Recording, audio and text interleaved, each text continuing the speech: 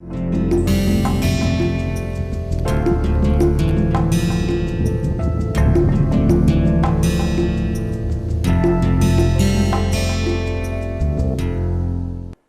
back to our NPTEL course on muffler acoustics. So, this is again the combined lectures 4 and 5, and in this extended lecture what we will do is that we will consider a 3-dimensional analysis of circular cylindrical mufflers where the ports are located arbitrarily on the inlet or arbitrary on the either on the end faces or on the side surfaces. So, single inlet and single outlet system.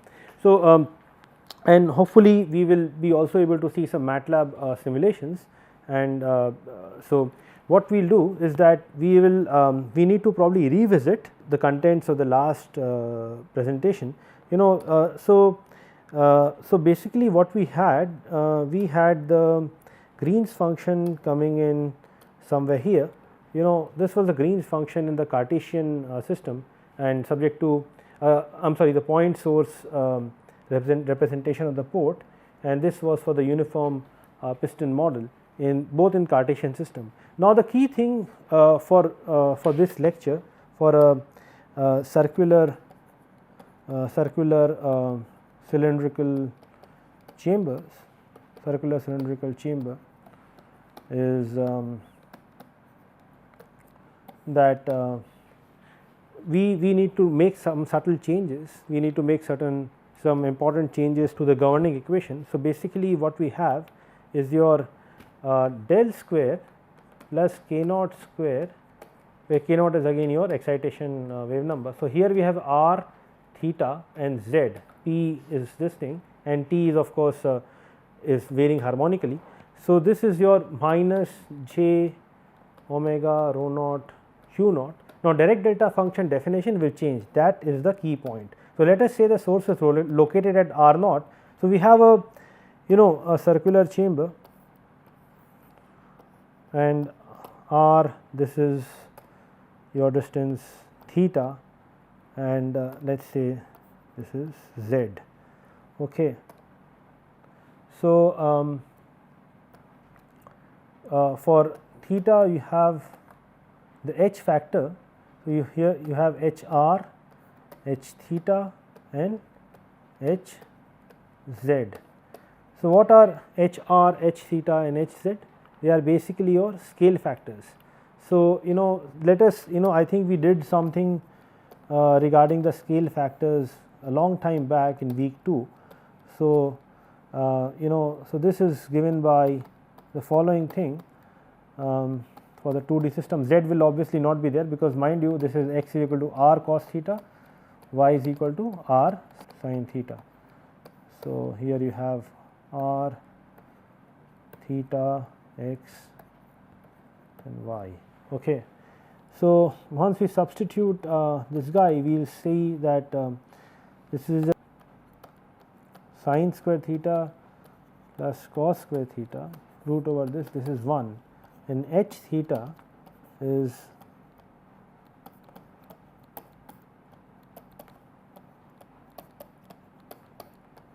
so this will be your r square you can take this thing common, and this will become the same thing, s square plus c square. So, it will become r. So, h theta is equal to r, h r is equal to 1 and h z is also 1. And what is del square? That is a Laplacian in the circular polar coordinate, circular cylindrical coordinates, and that is basically del square by del r square plus 1 by r into del r of r plus 1 by r square of del theta square and del z square. So, you get this Laplacian form. Okay. So, with these substitutions, all this thing, if we substitute back in this equation, what will it look like? So, it will look like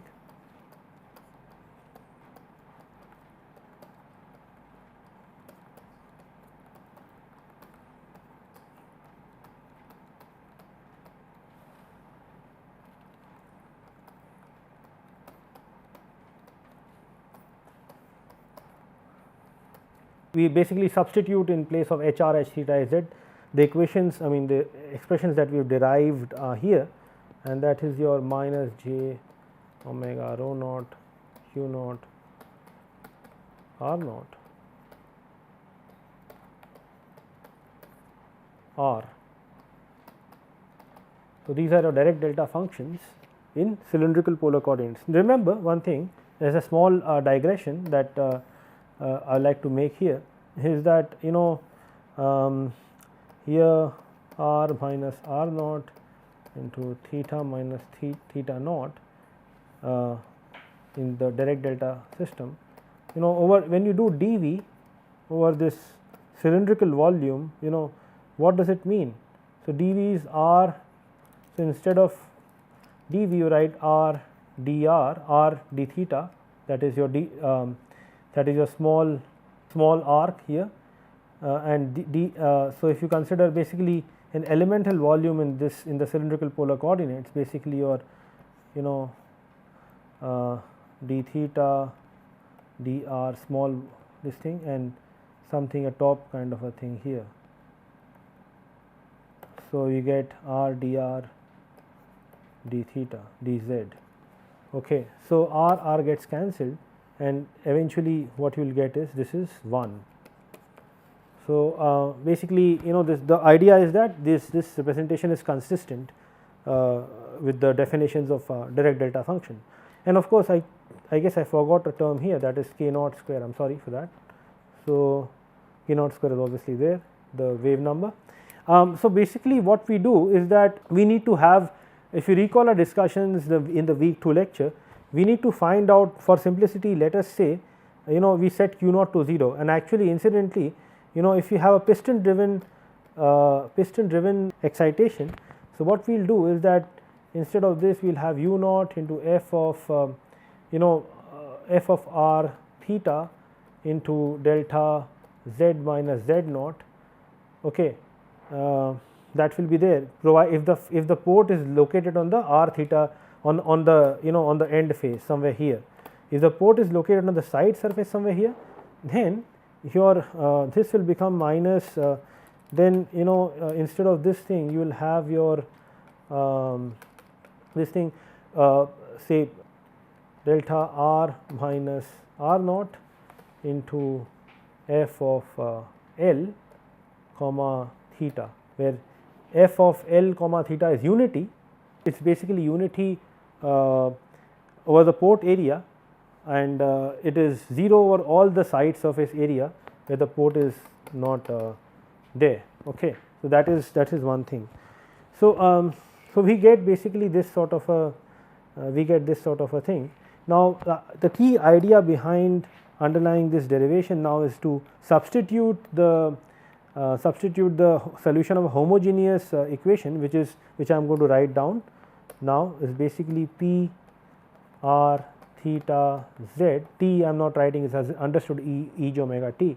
So, this is a modal summation solution, which is nothing but this, subject to, if you consider a long circular cylindrical thing with rigid wall condition u or w is 0 here, u, or I would say u z is 0, u r is 0, and there is no, and u theta, mind you, u theta is, there is no condition on u theta. Okay. Only thing is that p of theta is equal to p of theta plus 2 pi. This will always be there. Okay. So, L is equal to 0, 1, 2 till infinity, and m is equal to 0, 1, 2, 3 till infinity, and n is obviously like this. Okay. So, this is your cos L pi z by L j m alpha m n r by r naught into let's say let's call this constant as C1. So, C1 L m cos m theta plus C2 L m sin m theta. Okay. So, this is the periodicity condition. As a result of that periodicity condition is very important. So, you will get the solution, you know, eventually when we do a variable separate form, this I think we discussed also some time back. You know, we have m as an integer value. So, m is the so this you know, the modes like this cos alpha mn r naught by r cos m theta or sin m theta, whatever you want to say. So, you can also write this as ej m theta, ej m theta and all that. So, basically these are called, you know, when for m is equal to 0, you know, we get something like a radial mode. You get basically radial mode, and when n is for m not equal to 0, m is equal to 1, 2, 3, whatever it is, then you get your you know, circumferential mode, but then in that case your n should be 0. So, m not equal to 0, say m is equal to 1 0 mode, 2 0 mode, 3 0 mode and so on. These are all your circumferential mode. As we saw, it is something like plus minus or plus minus plus minus. So, it is given in nicely in my book here. So, this is the book that has been published recently on the elliptical muffler design. We are not going to discuss elliptical cylindrical mufflers in this NPTEL course. This is an advanced course, but what I did was that I presented the solution of a circular cylindrical case as a degenerate case of elliptical mufflers, and what I can do is that I can show you the mode shapes of how these things would look like. So, just bear with me for a minute and we can have a look at the PDF file as well. So, you see these are the radial mode shapes of a circular chamber. We can also have a look at the PDF file sometime later, and these are your circumferential modes in the first column. Okay. So, plus minus plus and alternating signs, and then you have your cross modes when m and n are both non-zero. Okay. So, it is all documented in my in the recently published book on elliptical muffler analysis, circular cylindrical case being a part of that. So, what we do is that this is of course your non-dimensional resonance frequencies value is also tabulated in this book, and this subject to this thing, this is equal to 0 at r is equal to r naught. So, you basically have to solve this numerically. This is all Neumann functions. Okay. So, that is what we do. We basically do that, and now once we get the modal solution, which is now I think it's getting a bit untidy, but I'll just box it something like this.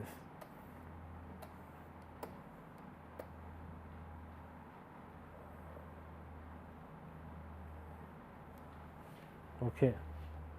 So, we get this sort of a thing. Now, we need to substitute this guy back in this equation. Okay. Once we do that, you know, once we substitute this particular thing inhomogeneous Helmholtz equation, where the inhomogeneity can be a point source or a piston source, and then invoke mode orthogonality. So, unlike circular function, there are certain things with Bessel functions. So, it is orthogonal with respect to the weighing function r. So, alpha m, well, let us say m n r naught into r and j m1 alpha m1 n1 r naught in dr, people tend to write this here. Okay. So, once you do that, it's orthogonal with respect to r over 0 to r naught. This is non-zero only if m is equal to m1, n is equal to n1, and this is equal to 0 for m not equal to if either of this condition is not met or is met, I am sorry, then this is 0, and cos theta, the trigonometric function are orthogonal in the regular sense. And eventually what you do is that you multiply by r dr d theta and integrate over the volume, and then take this particular term to be along with the Bessel function. This is with trigonometric function, this is with the also trigonometric function along the z direction, and then invoke mode orthogonality, get the modal coefficients which are given here, C1 element, C2 element. Okay. Once we get that, then back substitute to get the Green's function. So, what we will do is that we will look at the Green's function solution and also the piston driven solution just in a while. So, this is the book I was referring to. So, this is the book that was published a while back by me. It is a Springer paper. So, what I am going to do is that I am going to go to the second chapter where the solution of this the solution modal solution is given for the circular cylindrical case. So, these are all elliptical things which are more complicated. So, you see this equation 2.58 is the case where you have this modal summation I was talking about. Of course, here you have not really enforced the rigid wall condition along the z direction, but once you do that, what we can do is that we can go to the third chapter of this book where the Green's function solution is given, and this is what you get. This is the modal summation solution for the elliptical duct, but let us focus on the circular cylindrical duct, and once we put the modal summation back, we are going to get this as the Green's function solution. Okay. So, I guess you said you see this j m alpha m n r by r naught and these kind of things. So, these are j m is, like I said, these are Bessel functions, ordinary Bessel functions the first kind, and Neumann functions do not feature in the circular cylindrical case because the origin is obviously present, and the Neumann functions would blow up causing singularity at the origin. So, they are not included in the solution. However, in case of circular cylindrical pipe with a circular cylindrical chamber with a concentric rigid pipe, then the origin would not have been present, and in which case it is necessary to include the Neumann functions. Okay, but here in this case the Neumann functions are not quite there. Okay, so this is one of that. Now, basically what we get is this is the Green's function, response port, source port, and cos. Eventually, you will get things like cos m theta r into cos of m theta s, and your plus sine of m theta r into sine m theta s, which can be combined into one trigonometric forms, which basically tells you that because of axisymmetry of the nature, axisymmetry of the problem, only the relative location, relative angular difference between the inlet and outlet ports are of importance, not their absolute thing, unlike a elliptical thing. Now, these are, like I was saying, your integral of the square of the product of particular set of mode shape functions. So, these are found by orthogonality. They are basically closed form expressions for that. For example, a closed form expression for the first integral, that is this one in equation 3.4, is given by 0.5 r naught, this thing, which can be found out from different mathematical handbooks, and other functions are sort of trivially you can find it out. And it is also given such a function in other paper that was published also some time back in Journal of Computational Acoustics for a circular cylindrical chamber. You have this kind of a thing. So, I guess we can have a look at the muffler configuration. So, this is a end inlet and end outlet flow reverser chamber. Forget about the pipe, we are not interested in the pipe just yet. Okay. So, we are interested only in the circular cylindrical without a concentric pipe. So, this is the more, well, a little more larger font size of this Green's function. They are essentially the same, they are the same, and using that you can find out the impedance matrix parameter, characterize that, and this is the roots, non-dimensional roots, which have been tabulated also in my monograph. For the first as much as first 10 roots, first 9 orders and 10 roots each, or that has been tabulated. Let me just show you that quickly. So, first 9 orders including the m is equal to 0 order and first 9 roots. So, such things are also seen in engineering books. So, engineering maths textbooks or things like that, or maybe acoustics book, you can have a look at these tables. But for rigid wall condition, that is the duct satisfying the Neumann condition, these tables are there. Okay. Now, you get this Green's function solution and mode orthogonality, and now basically again you have to integrate the Green's function over the port area. So, if the ports are located both at the end faces, as we saw in the configuration just a while back, you just have to integrate the Green's function j m alpha m n r by r naught multiplied by cos m theta r dr d theta over the end port E k, and E I is the other one, and the other function, if this end ports located on the end surfaces, then z value, this particular thing z r, that can be simply be 1 or -1 depending upon whether the ports are on the same surface or on the opposite surface. If there is an end inlet and end outlet configuration, we said simply z is equal to on the same face flow reversal chamber, then z is equal to 0, you can substitute and you get 1, and if it is one port is on one of the end face, the other port is on the other end face, you set 0 here and L here. So, it can be -1, you get your cos L pi, L based on the value of L, it can be 1 or -1. For L is equal to 0, you get 1, L is equal to 1, you get cos pi, L is equal to 2, you get cos 2 pi, and so on. So, you get 1 or -1 depending upon the value. Okay, in this case we get just 1, that is why this the z term is taken care of, and you have to integrate the Green's function over both the receiver port and the source port and divide by the port area of the inlet and outlet ports to get the average response, you get the impedance matrix parameters. And other thing I just wanted to talk about is that although very briefly solving getting the impedance matrix parameters by solving this inhomogeneous system of equation subject to homogeneous boundary conditions, that is everywhere it is the same, or the boundary conditions, that is the same as solving a homogeneous Helmholtz equation subject to inhomogeneous boundary conditions. So, what do I mean? This would require a little bit of elaboration, more of a conceptual thing. Now, let us consider a circular cylindrical, we are looking at the, let us say, the side view, we have a concentric chamber, something like this, okay, and we have a port like this.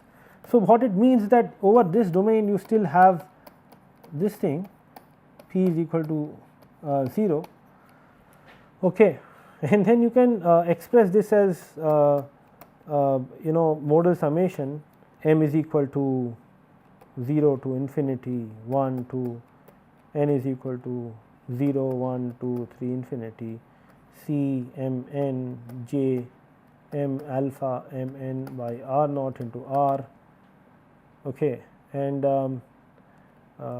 cos of m theta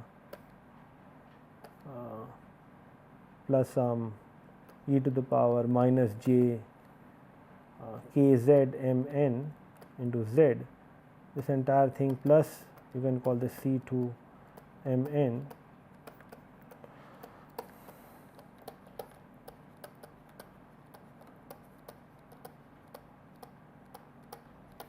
okay, you get this sort of a thing.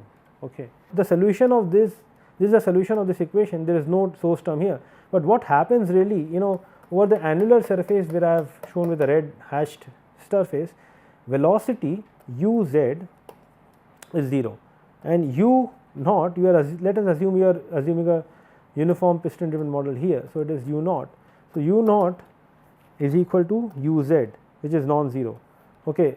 So, and in this port, immediately from the port chamber interface you can assume planar wave. So, u naught is u port, and in the port area you are assuming u naught velocity, u naught into e j omega t, that is a given, and that is equal to the velocity, particle velocity along the axial direction in the chamber, and the axial velocity in the chamber is 0 at the annular surface, that is at these points. Okay. And pressure, other condition of course is the pressure at the port is equal to the pressure in the chamber over the annular area. So, what we do is basically use these conditions to get this thing. So, how do we do that? For the axial particle velocity you have this condition u z t is equal to minus dou x of dou z. So, from this expression we can find out this term, and this is nothing but rho naught j omega u z. Okay. You can find out uz in terms of these things. So, uz is this entire modal summation is set to 0 here, and it is up u naught here, and then again multiply throughout by j m alpha m n r naught by r, I am sorry, r naught by r is alpha m n into cos of m 1 theta, and integrate over the r dr d theta, and due to orthogonality of the modes, only that mode will survive where m 1 is equal to m and n 1 is equal to n 1, and only the cos term will survive. Similarly, we need to multiply by sine, and then we will get the C2 coefficient, okay, C2 mn and C1 mn. Like this we can evaluate, back substitute, and get the final modal summation solution in the cylindrical duct, assuming a planar piston excitation. That is to say, there is no coupling between this chamber and here.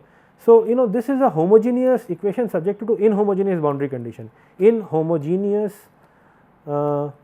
BCs. Why? Because it's uz is 0 over the annular part, and this is equal to this over this part, and so basically we get this sort of a thing, and once we get that, we will basically get the solution. Impedance matrix parameters can also be obtained like this. So, now basically after that we can evaluate the transmission loss of such a system. So, what we are going to do now is that I can just show you probably run some codes in MATLAB and talk to you about how the transmission loss is evaluated and all the integrals over these ports are done. So, actually before I do that, let me also just show you the how does it look. So, for the end port for the these are the integral formulations for the end port, but I guess we can have a look at such formulations for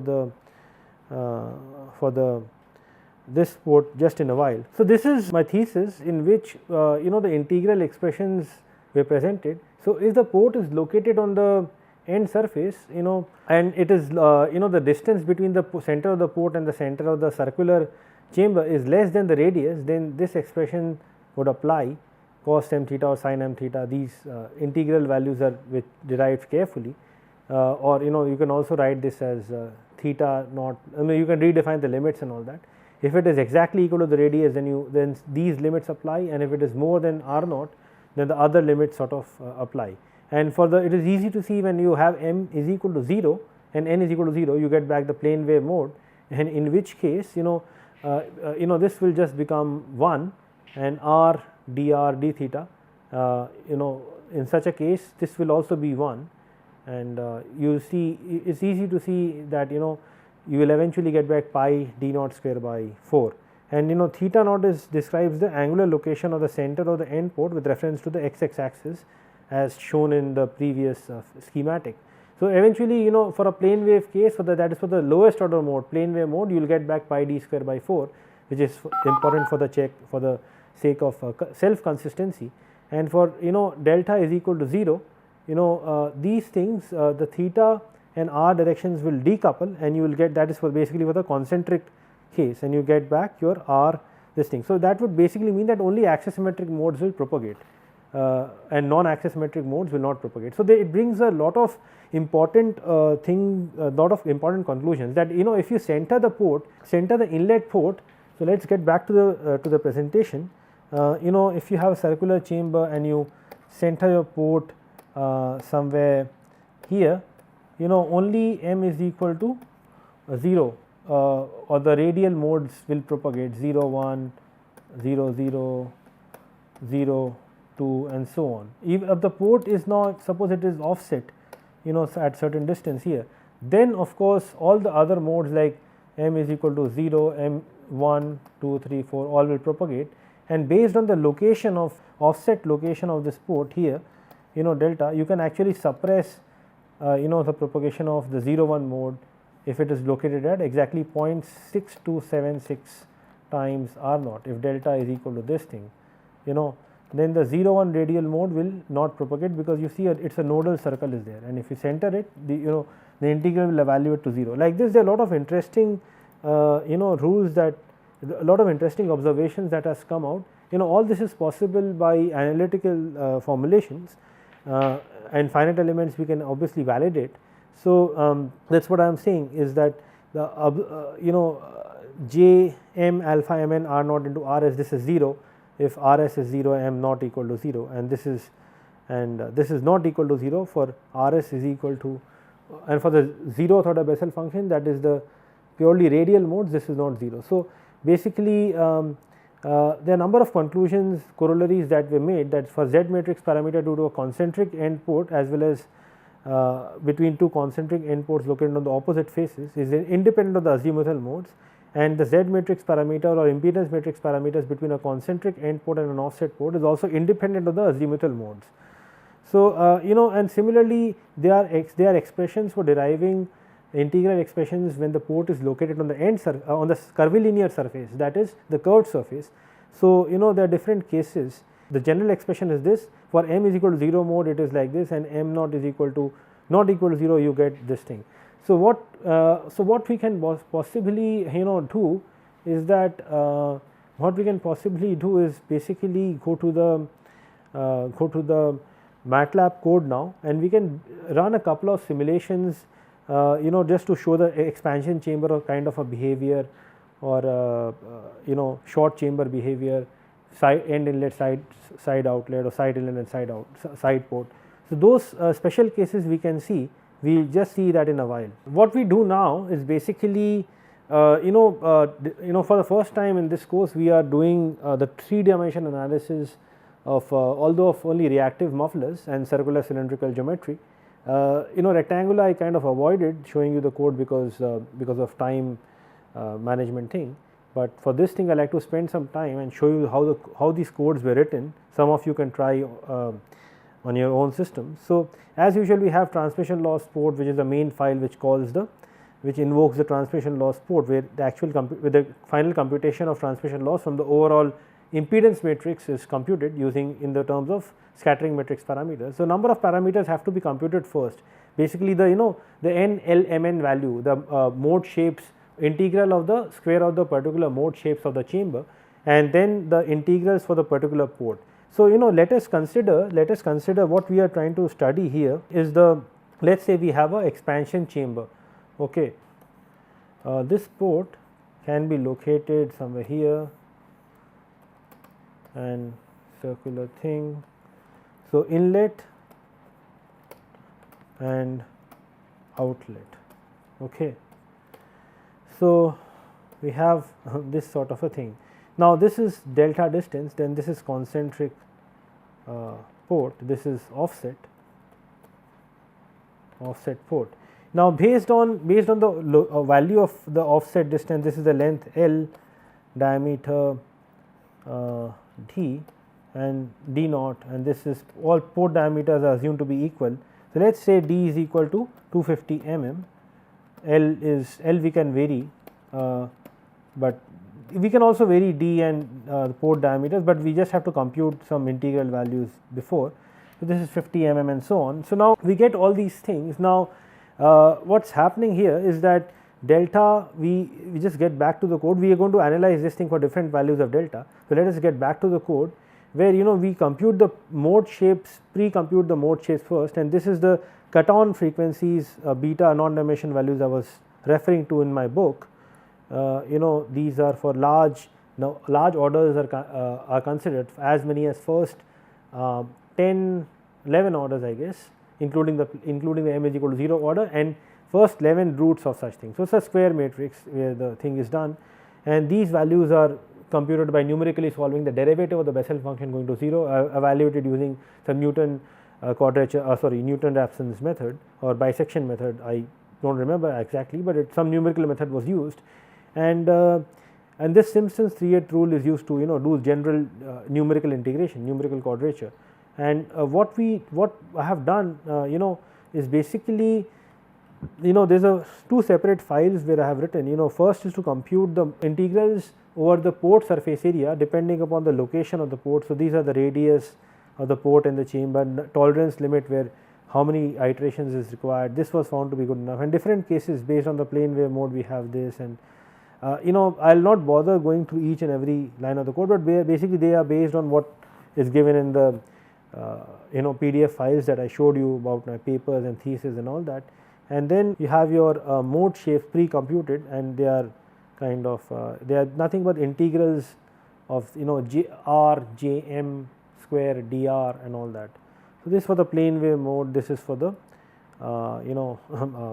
this for the 0n mode or generally mn mode, and this is these were pre-computed using things that were run, and then what we need to do is that let us fix up some values. So, that is why we first compute this diameter is fixed, port diameter and chamber diameter are fixed, length L you can vary, but if you want to change d, capital D naught and small d naught, you just have to recompute these values again. So, basically what is happening here is that we compute these things and then enter the same value diameter in the impedance matrix, which computes the once you and then you load in these functions SP1, SP12 mode, all these things are loaded here, and then they are passed on to this function, impedance matrix function where the actual response functions are computed, I guess here.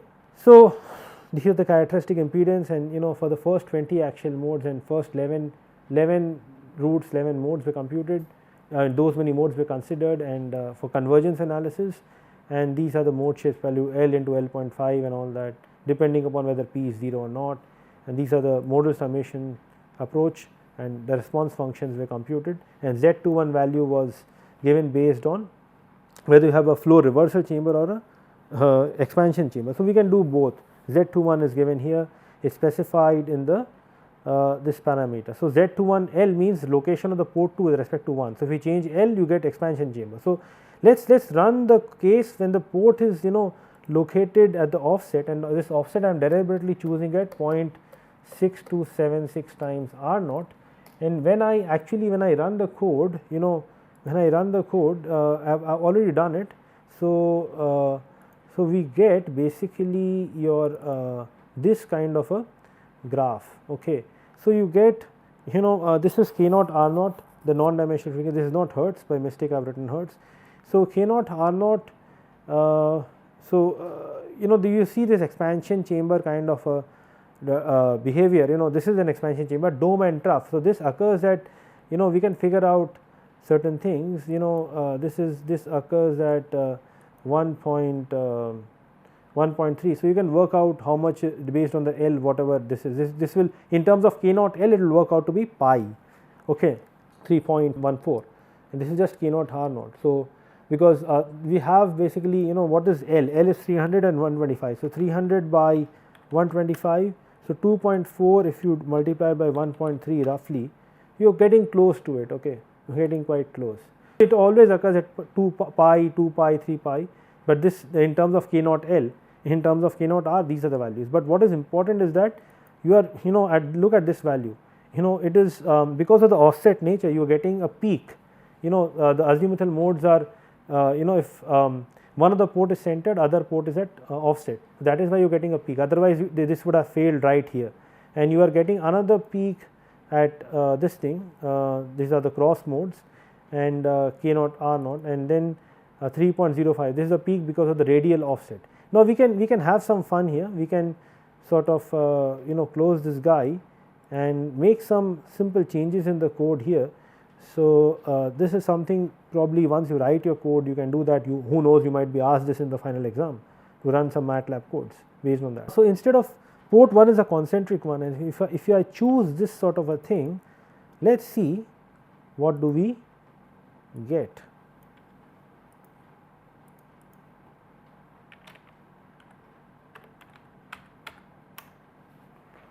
So, it will take about a minute or less than that, or probably little over a minute to get you the curve. So, this is what we are doing while the code is running. Let me just go to the presentation, and in this we are doing a concentric case. So, we are doing something like this sort of a thing.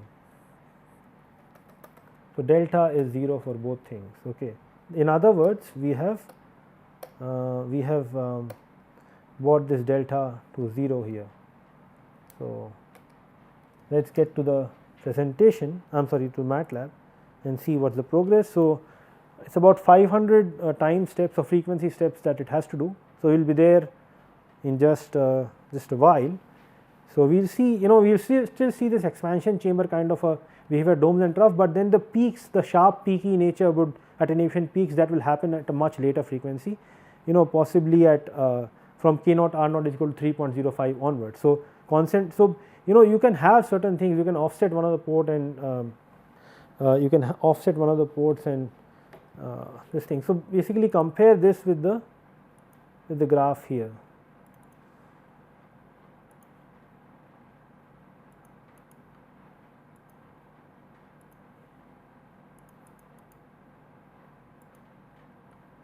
So, this concentric chamber thing kind of breaks down at k naught r naught is equal to 3.83, which is basically a first radial mode frequency, and but this particular thing continues to do well even beyond this. Dome and trough continues to do well for end centered a concentric inlet and a offset port which is located at the radial mode. Now, let us do something even more interesting. We will close this figure and go to MATLAB and say figure 1, hold on,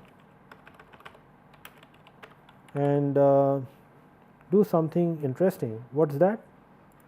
So, we will change it to blue color to show different plot, and now what we could do is that we can put this as port, instead of concentric we could put this as port 2. And this is also port 2, okay, that is there, and if you put this also as port 2, so what exactly are we looking at? We are looking at configuration something like this.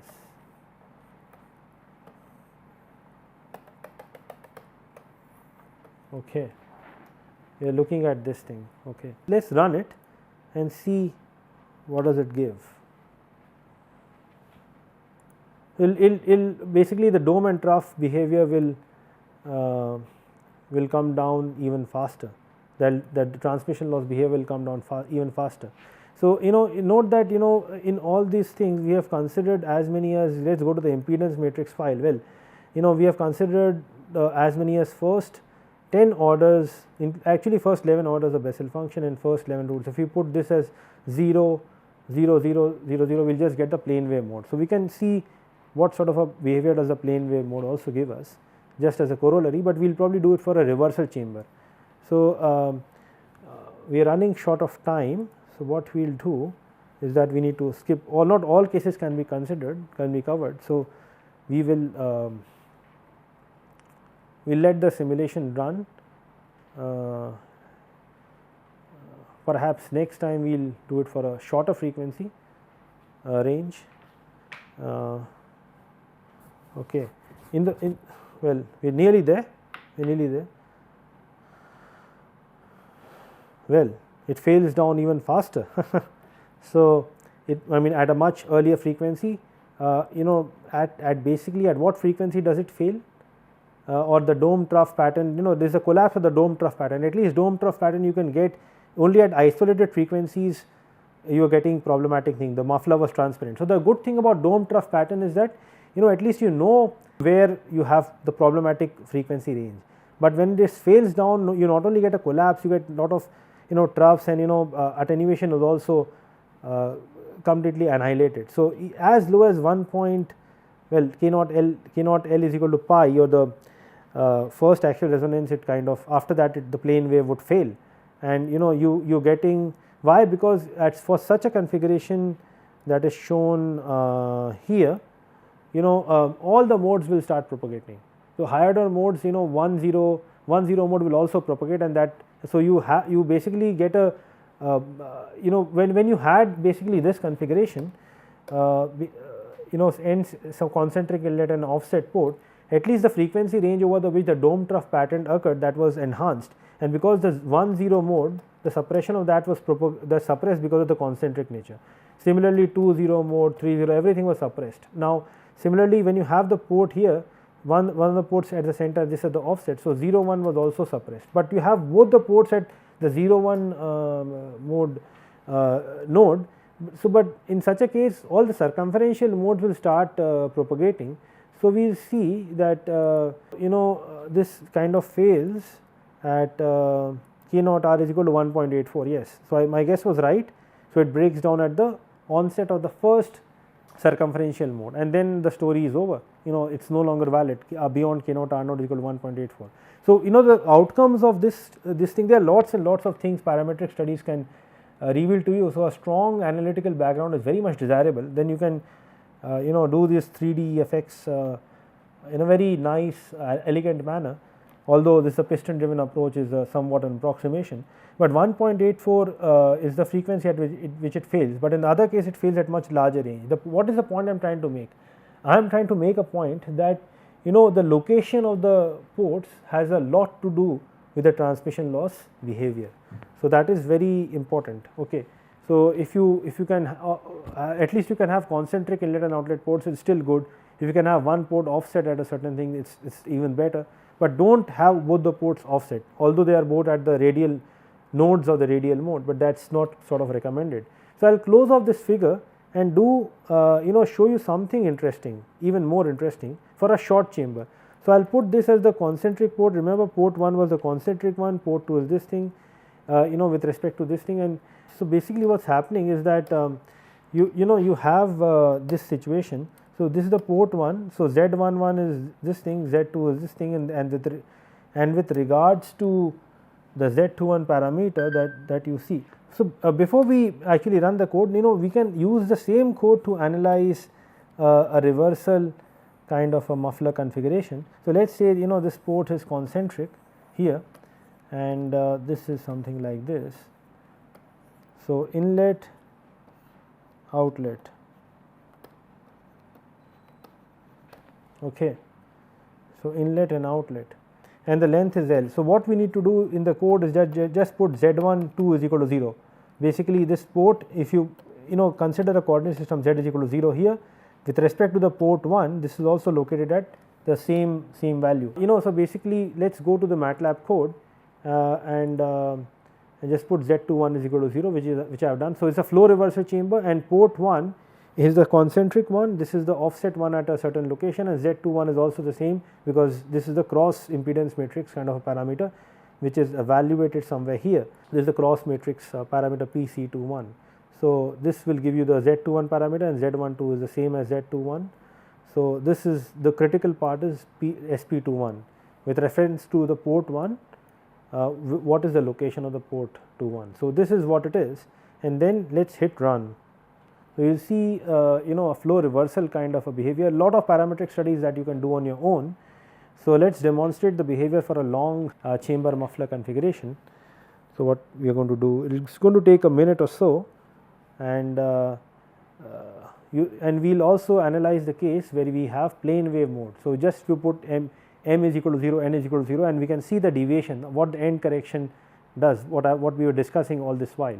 So, you just have to bear for a minute, and next what we can do is that we can analyze a short chamber expansion chamber or a reversal kind of a muffler, and we see even for short axial chambers things can be good. So, bear for a minute, and you will get the results soon. So, well, we get the transmission loss characteristics of a flow reversal chamber. So, you see this is a peaky behavior. You instead of a dome trough thing, now you are seeing a attenuation peak and a trough thing, and there are multiple spikes. This always occurs at 1.84 peak, and this is occurring at the cross modes, of course, and then you are getting a peak at 3.05 and 3.84, I guess, no, 3.57, 3.84 somewhere here, I guess. So, anyways, what we will do is that we will say figure 1, hold on, because all the higher order modes, at least the first several modes were considered. Now, what we can do is that we can change it to black color, and in the impedance matrix file, how about we change it to 0 and 0, that is we are considering only the plane wave modes. You can put 100 here, not a problem, and this hopefully should be much faster. Well, you are there. So, plane wave does not take too long to validate because there are lesser number of modal terms. So, we get this. So, you see a small shift, that means, so based on 3D the peak was occurring at 0.709, 0.71 K naught R naught is equal to 0.71. So, that we can work out the frequency, and for just on the plane wave it is occurring at I guess 0.68 or something like that, 0.66. So, there is a difference. So, 0.05 R naught, that is the difference. So, 0.05 into 125 if you do, well, we need to work out how much it would evaluate in terms of hertz, but there is a good 20-30 hertz difference in the attenuation peak. For different configuration you can have different attenuation ranges, different shift, the variable shift in the peak frequency predicted by the plane wave and the 3D effects. Now, now basically, you know, if you put Z naught is equal to instead of this thing, if we let us have a shorter chamber and let us see what the behavior would be like. You know, well, this is not quite correct because we have not considered the higher order mode terms, but what I am kind of, let us get back to the original thing, and you know what it means is that, you know, we are considering a much shorter chamber. So, one port is at the center, other is at delta, and delta is 0.6276 R naught. So, you will see just in a while a fantastic broadband attenuation even a short chamber can give you, provide that you can offset the inlet and outlet properly. So, this is what I presented in my book. So, I am going to show you the graph of such a configuration while it is doing its job. So, if you go back to the close of this guy, in my monograph I have talked about this configuration. Let it load, we should be nearly there, we should be getting a very broadband attenuation. Well, this is what we get, and compare it with the other configuration. So, you know, although at low frequency attenuation, amount of attenuation is relatively low, but you are getting a broadband attenuation, and this is what you know, I kind of got in my Springer monograph, which is basically your it is not loading somehow, I am not sure why, but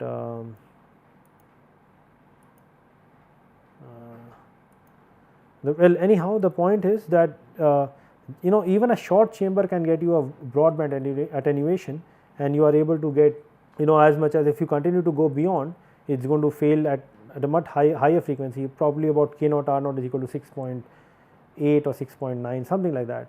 But you know, so these reversal chambers, what is presented here, they are used a lot in your as an end chamber in a more 3-pass or multi-pass perforated muffler system, as we discussed in, you know, the previous weeks 8 to 10, we are discussing all those things. So, the point is that if you have a bigger system, something like, so if you have a system like this, the problem, one of the research problems that comes in my mind, and that is that's been there for some time,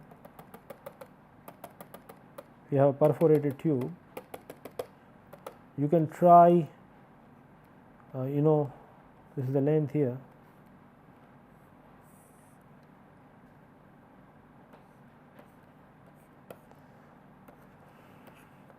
what is the location of this inlet and outlet ports or the ports of the end chamber.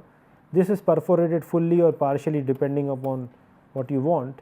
This got some thickness, this baffle plate, and this is the end chamber which facilitates the flow reversal. So, these are the configurations what I presented in my book, and you can alternatively have another configuration, you know, something like this, you know, single pass tube like this.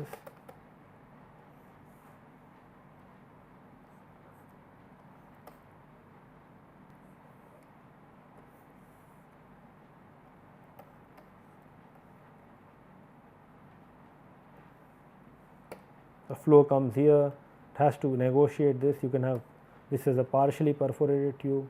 So, what is basically your optimal configuration? Basically, this guy we know, okay, this guy we know, but we have to design this guy and this guy. What are the optimal location of this port here, and so on. So all this needs to be done, and so the 3D analysis of such configurations can prove to be very handy, and that's what we did. So other thing that we can also look into is that analysis of side inlet in a side outlet configuration, but you know, this is something that you should probably try on your own. This is something similar what we saw for a rectangular chamber with a end inlet and a side inlet and a side outlet. So let me just summarize the result, you know, rather than doing the calculations again. You know, if you have things like, if you have a port in here and one of the ports is say located here at L by 4, other port is at L by 2, but this is say on this thing and this is at 90 degrees, you know, sort of not able to draw it. This is something like this and this is like this. So, the included angle between this is 90 degrees, then you would get a broadband attenuation. You have multiple peaks and you know you will get a broadband attenuation. First, second, third resonance troughs are basically eliminated, and with 90 degree you can also get rid of the 1-0 mode, but 2-0 mode you are going to have problems, that at that point the attenuation is going to fail. So, anyhow the point is that such codes can also be used for analyzing a side inlet and side outlet, or possibly an end inlet and a side outlet kind of chamber. Your ports can be arbitrarily placed, and these results are you know match pretty well with 3D analysis, 3D FEM analysis, where there is a proper coupling between the inlet and outlet ports, you know, that because the entire thing is taken as a continuum. So, with this thing I will stop here, and what we are going, so this brings us to the end of week 11 lecture. We just had a glimpse of the 3D analysis, but what we could also do is that, you know, there are lots of geometries there. As a final note for this lecture, you know, piston driven model can be used to analyze a lot of configurations, but for systems such as extended inlet and outlet systems, you know, one necessarily has to consider modal coupling, at least between the annular cavity, that is, you know, that is between, you know, if you have a chamber like this, something like this, between this part and this part and this part, there is a fully coupled system, one must consider that. So, hopefully we will take up that in the next week, the first few lectures, and then touch upon the dissipative muffler theory, because it's a huge theory, it's hard to cover in 1 week. We will just have a glimpse of that, and then you know, but as a final note in this lecture, I want to say that, you know, analytical solutions are possible for a lot of geometries in which Helmholtz equation is separable. There are a lot of coordinate systems, circular, cylindrical and rectangular, I mean Cartesian system present only the simplest one. The other one is elliptical system, for which I have written the monograph in terms of Matthew functions, radial Matthew functions and angular Matthew functions. So, they can be used to analyze elliptical chamber mufflers, which are used a lot in practical applications. So, other than that, of course, there is a concentric I mean circular chamber with a concentric pass tube and so on. Then there are hemispherical chambers which can also be analyzed using piston driven model and all that. So, there are lots of things, conical pipes, perhaps conical chambers, and then there are advanced mode matching techniques. So, all these can be used to analyze reactive mufflers quite well, but I will probably stop here, because the idea was to just to get you a glimpse of the 3D analysis. And we will basically meet in the next week, where we will discuss the extend inlet and outlet system using analytical approach. Let us see how much we can analyze that using MATLAB code based on the time and the codes, how much it is giving us results. So, till that time I will stop here, and I will see you in the next week. Thanks.